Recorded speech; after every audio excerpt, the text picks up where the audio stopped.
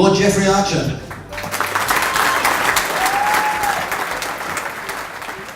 When I wrote my first book, and I read a lot of myths about it, not a penny more, not a penny less, I read that it went instantly to #1 and was a brilliant overnight success. I would like to tell you the facts.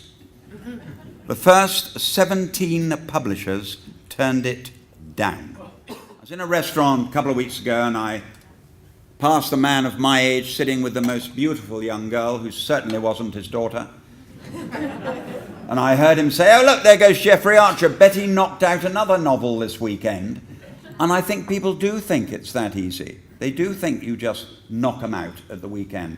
As I said, it's 1,000 hours and it's damned hard work. If you want to join in, please do. But don't get to the age of 80, 90 and say, "I could have done it."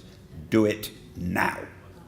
I thought I was coming here to do a book speech, but my table, not being a very bright table, wanted to talk about politics.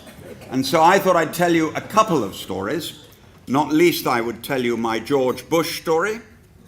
George Bush was seen going into a shop, and he went up to the counter and he said, "I like a Diet Coke, French fries, and a hamburger."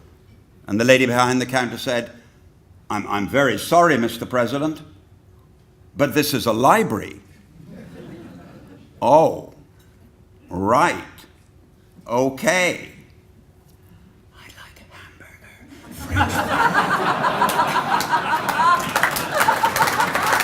You know, I've had my ups and I've had my downs, and two things I'm very aware of and very grateful for.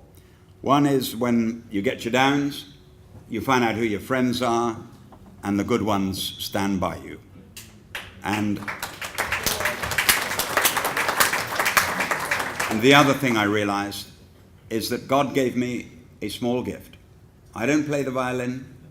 I don't paint a picture. I'm not a ballet dancer. I tell stories. It's a strange gift. And God knows I get up every day of my life and say thank you much indeed. Lord Jeffrey Archer.